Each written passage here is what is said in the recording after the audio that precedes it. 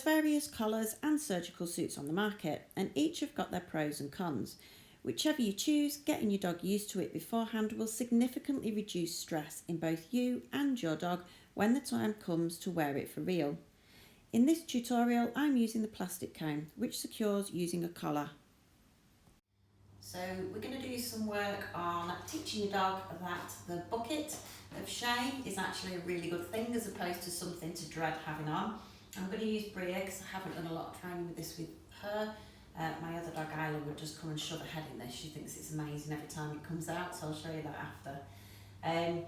So hold the bucket so that the large area is facing outwards. That makes it easy for them to investigate. Pop it, sit on a chair, pop it on your knee and hold it in one hand and keep it really still. So it's important that it's the dog that comes towards the bucket. It's not you that puts the bucket towards the dog. So when they first come towards it, you're going to reinforce them either where they are or a little further away from the bucket. So for example, if they approach and they sniff here, I'm going to feed, putting my hand through the hole, and I'm either going to feed here where they sniffed or a little bit further backwards. I'm never going to feed further in because we're not trying to use that food to lure the dog into the bucket, if that makes sense. So we'll see what she does. Okay, come on darling. Yep. So any approach is good.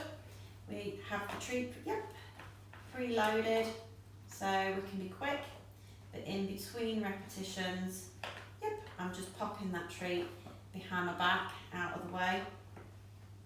So I'm not using it, to try and get her to come closer. That's all her choice. Good girl. So she's offering a chin rest, but that's fine, because every time she offers it, it's making her actually come a bit further into the bucket. Good girl. Use a hand target, just to reset her, and then we'll see if she reapproaches. So while I get my food ready, I'll just hold the bucket out the way, so she can't be going up to it and shoving her head in when I'm not ready to reward her, and then we'll try again. Okay, so I'm going to pop the treat on the bucket now. It's there, pop it. It's there, you missed it. And I'm just putting it a bit further back. Oh, it's fallen. Oh no, there it is. Hang on. Oh, I can't pick it up, it's all slimy. Ah, there you go. Good girl. So I'm just going to pop the she's not actually letting me get it on the bucket anyway. There we go. Pop it on the bucket so she can stretch her head back in.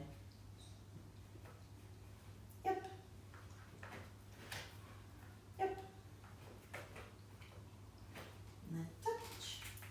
So she's had a bit of an introduction. So what I'm going to do, because she was offering a headrest, I'm just going to move it away from my legs just to make sure that she still puts her head in it. Bria, okay.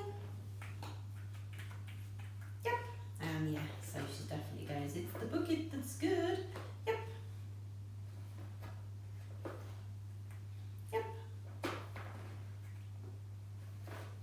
Oh, 2 bits. Touch. Good girl.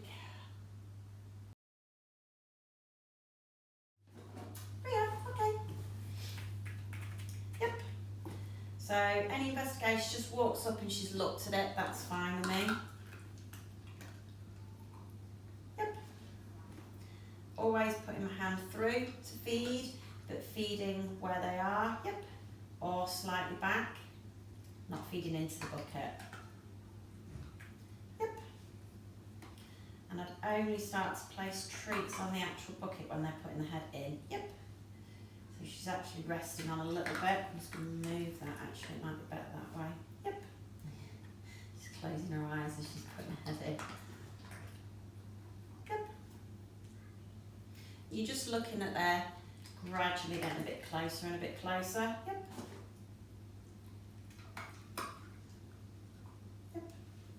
So my criteria now is that she gets a chin in the entrance. If she's not there,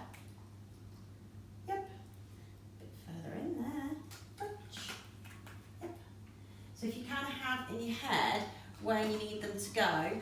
So after that little session, she was quite comfortably putting her chin right on this little plastic bit here on the entrance. So for me now, if she's further away from that, I'm not going to reward her. I'll just wait and see if she offers to come a bit closer. So if she comes here or closer, that's how she's going to earn the food.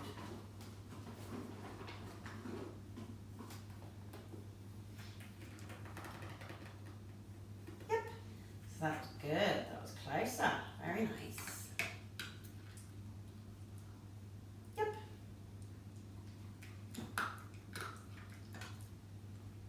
Yep. Yep.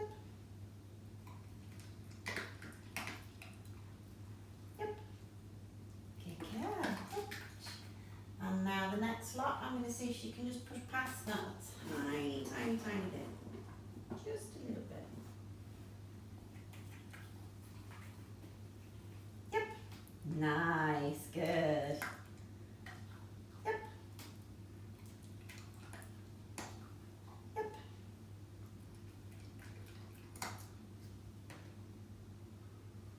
Yep. Oh, sorry, darling, you can't pick it up, can you? Alright, there you go.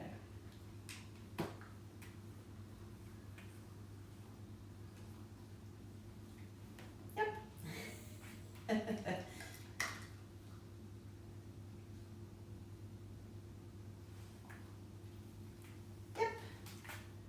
Good girl. Yep.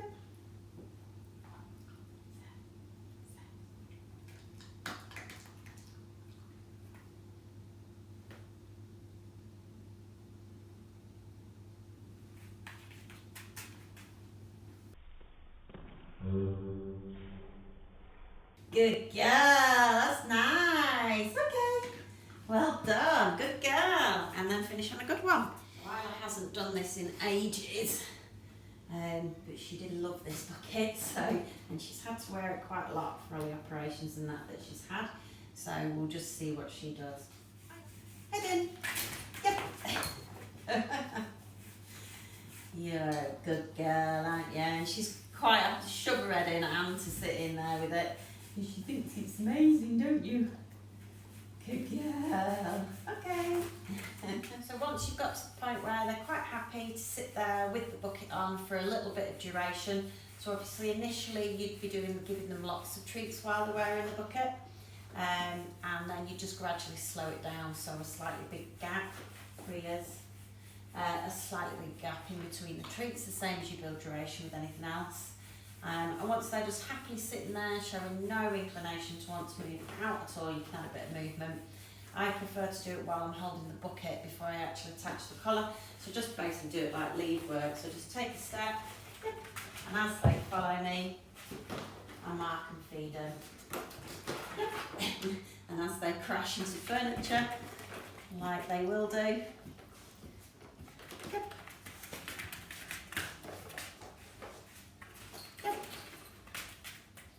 and then obviously the steps after that are just going to be to pop the collar on and then make sure they're happy to have it fitted when the collar's on as well, and then just gradually build that duration up without you actually holding on to them until eventually they're just wandering around with it on.